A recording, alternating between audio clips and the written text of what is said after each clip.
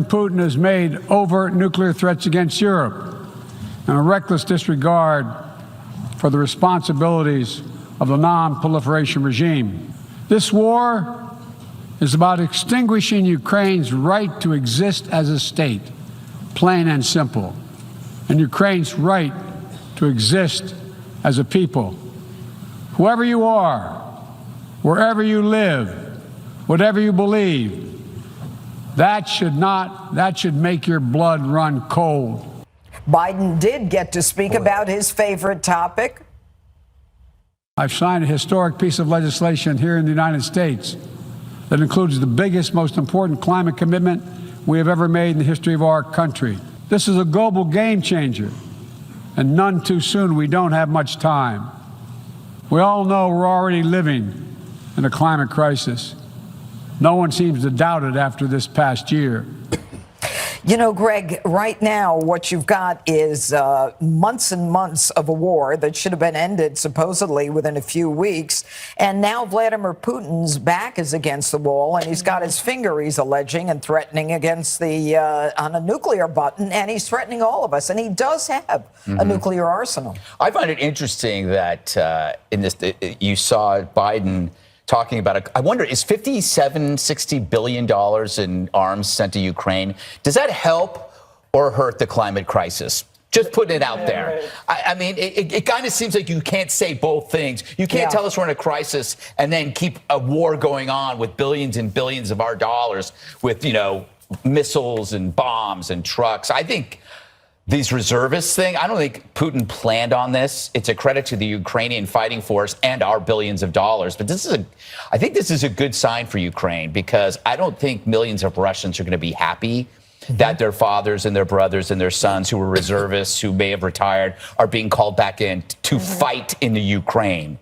That's the other thing. I don't think it's comforting to know that your Russian soldiers may not be coming back anytime soon. I mean, you're like, they're not even letting the ones that are there come back unless they're dead. So this has got to, I mean, this from a morale perspective, and this is really an information war at this point. It's a war of persuasion between two sides. And I think that this is like a blow to Russia. To how do they explain this? The morale is going to go downhill. Well, and you know, Dana, the truth is that with 300,000, I think is the estimate of reservists that they're calling out, and then you've got people moving out of Russia at a record number. This was supposed to be easy, and now what we've got is he seems like a madman. So it's supposed to be, I think that either he had bad intelligence, or he just assumed it would be easy, or he thought the military was going to be, his military would be a lot more effective than they were, and that the Ukrainians were going to fold. So none of that happened. And then in the last 2 weeks, Putin has had a pretty rough time of it, because both the Chinese leader and the Indian leader had meetings last week with him where they said, yeah, we're not for this, and you need to figure out a way to wind this down.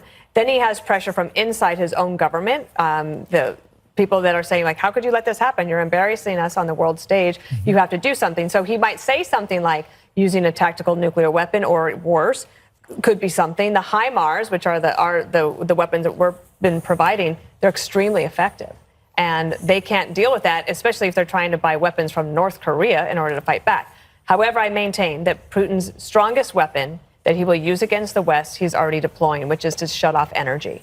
And so the Ukrainians can do very, very well. But because the West continues to hamstring itself in its energy production, they are going to be in a world of hurt this winter. And this is a warning for the United States. We have to have a better policy so we never get into this position.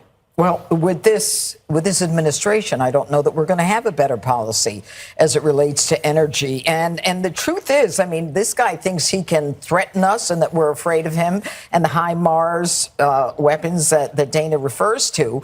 When he talks about you threaten our territorial integrity, you're going to get it. So energy security is something we're learning a lot more about, and the Europeans are learning a lot more about. I don't blame us fully for their challenges. We should be producing more here. But the Europeans are going to have to adopt a different energy posture going forward. Two, Putin's losing.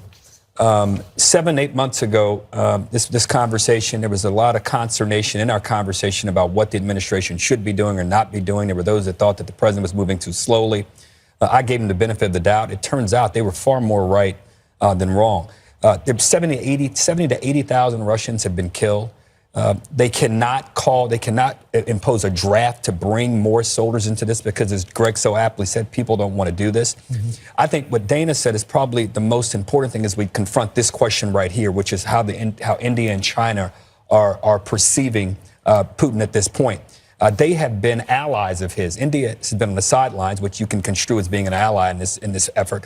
In China, and China's leader and Russia's leader got together 7 months ago and said there was a limitless nature to their relationship. And then China's leader said, no, I need to back that up a little bit. This is not going as we thought. The question now becomes, what happens? What is the negotiated out to this? I can't imagine Zelensky's going to give up any land. He shouldn't. And it's hard to stomach, to Greg's point. How does Putin look at people in the face there in Russia and say, we did all of this, we lost all of these troops, we were exposed to not have the military people thought we had, but we're going to back up now. We're at a hard point now, and it will take the Blinkens and the others of the world and our diplomacy corps to help figure out how we get out of this. Jesse? Well, I wouldn't rely on the Blinkens to get us out of it. He's our Secretary of State. I understand, but he's not really, if you think about it. What has he done? Where has he been? Dana's right.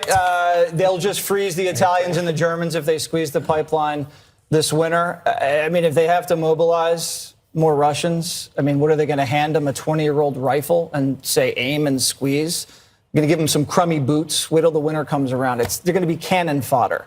This is the worst military performance I've ever seen, and I've been a student of military history. But it's not so much all the weapons that we loaded up to the Ukrainians, which obviously made a crucial difference. No one expected the military tactics to be this terrible from the Russians. The training's awful, their equipment is old and has cobwebs in it, and they can't even communicate, so it's been a disaster. It's hard to fight an insurgency. Look at the American colonists, look at the Viet Cong, look at the Afghans. When you're fighting for your own survival in your own backyard, and you do have some weapons, you can put a hurting on these invaders. But if I were Putin, I'd say whatever I wanted to say. You could just lie. What are they going to do, impeach you? What are you worried about your next election? Come on, the guy's a dictator, and all of his guys keep having these accidents. Every day, you open the paper and another one of Putin's guys slips on a banana peel, gets pushed off of a yacht. I mean, these guys must be really clumsy or they're being assassinated. I feel the same way about the UN. We are being let's talk invaded. about that. We are I being agree. invaded. We can't move in our city because the UN is here. It was great when there was COVID and there was no UN. Yeah, I know. And now they're Kidding, back. America. They're back. They're using all our escort services, all of our taxis. Can't get a good escort Can't get an anymore. escort And you know or what a else? restaurant. And we end up paying for it. Exactly. And that's a That's right. shame. We're of it. paying Not for the escorts. No, up next, woke companies are hell-bent on cramming their left-wing agenda down your throat. What's good for society? The guy who runs personal hygiene brand Unilever, big fan, says anyone who isn't on the woke train is destroying the world. Stating the obvious that we have an emergency, we have a climate emergency, is becoming an unpopular thing to do. This anti-sustainability backlash, this anti-woke backlash, is incredibly dangerous for the world. And the first thing that Unilever will do is we will not back down on this agenda, despite these populist accusations.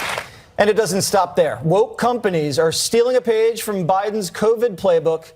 Call anything a crisis to get cash. Watch. But first recognize it's a crisis. And, you know, just how we found, is it 14 or 17 trillion for COVID? The money must be there somewhere. The money must be there somewhere. It's our money. It grows on trees. Right. Did you hear? That's something happened. That's why they're pro-climate, so we get more trees. Exactly. We need more trees so we can get more money. ESG forces companies to prioritize political causes over their shareholders. That's what it does. And there's a lot of commentary now about the E part of ESG, the environmental part. But I think the S, the social part, is also really interesting because, for example, if a company does not doesn't allow for reimbursement of travel for an abortion, the employees of that company might declare it a hostile work environment, and then in the ESG guidelines, you can get docked, and that hurts the company. Or you're like Delta Airlines, and you take a ridiculous position about the Georgia voting law because you don't want to get docked, even despite the facts. So I think that there's a lot to be said here about investing in a way that protects the environment and is good for the, well, I guess the shareholders.